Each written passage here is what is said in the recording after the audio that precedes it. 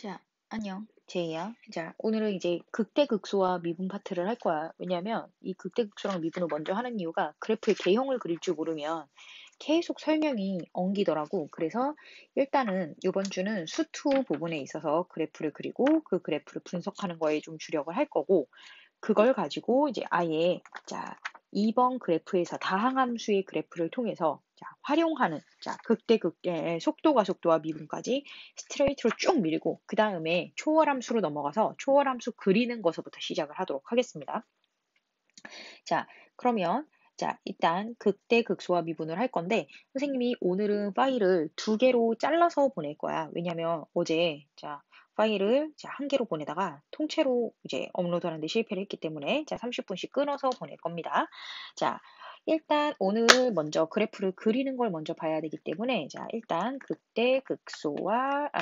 극대극소란다. 함수의 증가와 감소에 대해서 살펴보도록 할게요.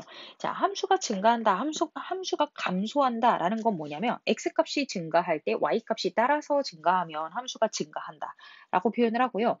x값은 증가하는데 y값은 감소한다 라고 하면 함수는 감소한다 라고 표현을 합니다. 그래서 x값이 증가할 때라는 암묵적인 말이 포함이 되어 있다 라고 생각을 하시면 되고요. 선생님이 오늘은 그래프를 그릴 것들이 조금 되기 때문에 축을 그리는 동안에 선생님이 계속 그래프를 좀 모는 종이로 옮겨가면서 용지를 모는 종이로 옮겨가면서 진행을 하도록 하겠습니다. 일단은 선생님이 이제 함수의 증가와 감소를 살펴보기 위해서 증가 그래프를 먼저 좀 그려볼 건데 증가 그래프를 초록색으로 이렇게 그려볼게요. 물론 증가 그래프 이렇게 그리셔도 상관없습니다. 왜냐면 오른쪽으로 올라가면서 커지기만 하면 되기 때문에. 선생님이 오른쪽으로 가면서 증가하는 그래프를 한번 그려보고, 오른쪽으로 가면서 감소하는 그래프도 한번 그려보도록 할게요. 감소하는 그래프 너무 막 대범하게 생긴 것 같아. 그래서 선생님이, 어머, 그래프를 지웠네. 선생님이 저 대범하게 생긴 그래프를 조금 좀 덜 대범하게 이렇게 한번 그려보도록 하겠습니다. 그랬을 때 이 증가한다라는 걸 선생님이 뭐라고 그랬냐면, 여기에 있는 x1이라는 점, 그리고 여기 있는 x2라는 점을 대입했을 때 x값이 증가할 때 y값이 따라 증가하냐라고 보라고 그랬단 말이야. 그러면 선생님은 얘가 이 함수를 이름을 좀 달아줘야 되겠네.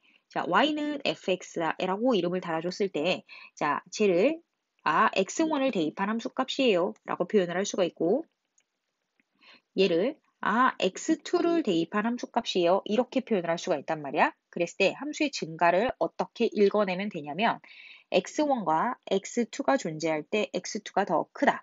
오케이? 일 때 뭐라고 할 거냐면 fx1과 fx2가 이런 대소관계를 가진다라면 얘는 증가한다 라고 표현을 합니다. 그러면 그렇다면 감소한다라는 건 어떻게 될까라는 걸 한번 살펴보기 위해서 선생님이 여기다가 x1이라는 정의역을 넣었고 x2라는 정의역을 접목을 시켰을 때 이 함수를 선생님이 얘는 이번에 y는 gx라고 표현을 할게요. 내 맘이야. hx 해도 돼요. 그랬을 때 얘를 gx1이라고 표현을 하고 짜자자자자자자잔 얘를 x2를 넣었을 때 함수값이라 해서 gx2라고 표현을 할게요. 2가 너무 좀 쪼잘쪼잘하게 생긴 것 같아. 이렇게 표현을 했을 때 제야 뭐라고 할 수 있냐면 x1하고 x2가 이런 대소관계를 가질 때 함수에 집어넣는 거야. gx1과 gx2의 대소관계가 작은 값을 넣었던 게 훨씬 더 큰 함수값을 뽑아내더라 라고 표현을 하는 게 함수의 감소 상태라고 본단 말이야. 그러면 이렇게 뻔한 거 우리가 수상에서 배웠던 걸로 공부를 하려고 지금 함수의 증가와 감소를 미분해서 꺼내든 건 아니고요. 뭐라고 생각을 하면 되냐면 이렇게 함수가 증가한다면 미분, 즉 접선의 기울기를 어떻게 표현할 수 있을까라는 걸 보자라는 거야. 선생님이 빨간색으로 접선을 하나 그려볼 거고요. 빨간색으로 접선을 그려볼 거예요. 엄마야, 접선을 그려볼 거예요. 짜잔. 너무 접선이.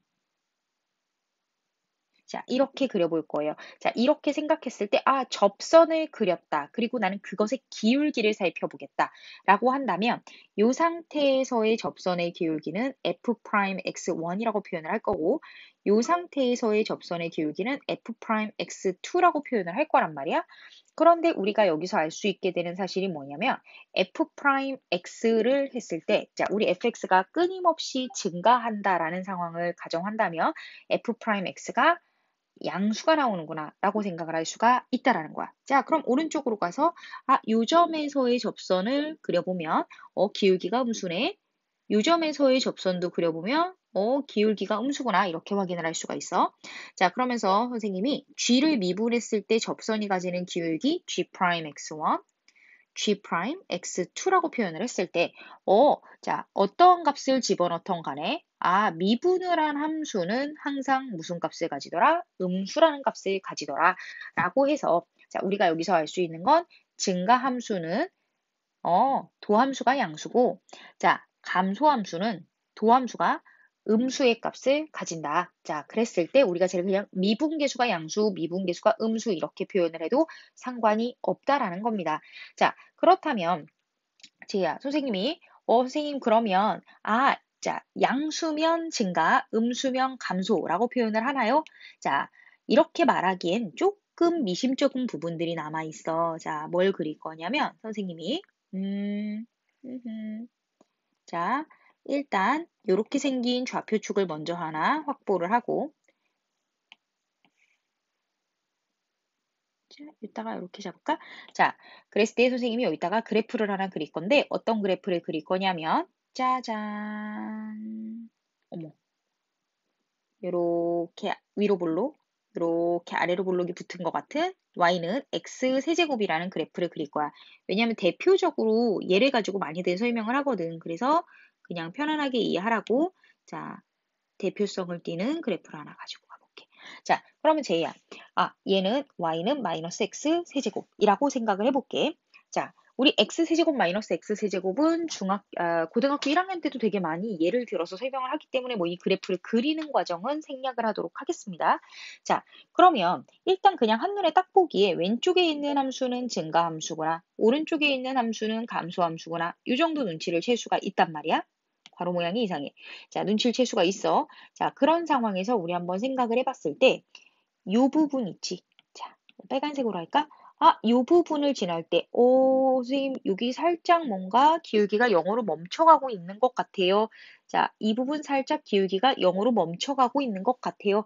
라는 생각을 해주셨으면 좋겠다라는 거야. 왜 그러냐면, 자, 여기에서 y''을 한번 생각해 볼게. 3x제곱이라고 할 수가 있고, 자, 이 그래프에서 y''을 생각해 보면 마이너스 3x제곱이라고 할 수가 있어. 자, 그러면 0인 지점에서 도함수, 자, 접선의 기울기를 살펴보면 y', x는 0인 지점에서 0이라는 자, 도함수의 값을 가질 거야. 그러니까 미분계수를 가질 거야. 접선의 기울기 0이란 뜻이지. 자, y', x는 0인 지점에서 미분계수를 찾아볼게. 역시 마찬가지로 0이라는 뜻을 자, 0이라는 계산 결과를 얻어낼 수가 있을 거야. 선생님, 증가함수인데 도함수가 0이라고요? 방금 전에 양수라면서요. 그러면 이렇게 는 붙여주면 돼. 선생님, 감소함수인데 미분계수가 0이라고요? 그럼 여기다 이렇게 는 붙여주면 되는 거야. 그래서 우리가 무슨 생각을 할 수가 있냐면, 자, 우리 f'x가 0 이상이면 증가함수, 0 이하면 감소함수다. 라고 생각하시면 됩니다. 그래서 이상 이하를 붙여주셔도 좋다라는 겁니다. 그래서 여기서 결론을 얘기해 드리도록 할게요. 자, 우리가 fx라는 함수가 증가함수라면 자, 이 말이랑 똑같은 말이야. f'x가 0보다 크거나 같다. 자, f'x가 0보다 크거나 같다란 말은 fx가 증가라는 말이랑 똑같은 말이야. 필요충분 조건입니다. 자, fx가 감소라는 말은 무슨 말이랑 똑같은 말이냐면 f'x가 0보다 작거나 같다라는 말이랑 똑같은 말입니다. 자, 그래서 우리가 이 는은 자, 양수냐 음수냐를 가리지 않고 자, 같이 움직일 수가 있다. 그래서 증가함수에도 미분이 0인 거, 감소함수에도 미분이 0인 게 동시에 존재할 수 있다. 라는 걸 기억을 합시다. 그리고 저것들이 필요충분 조건이라는 걸 기억을 합시다. 자,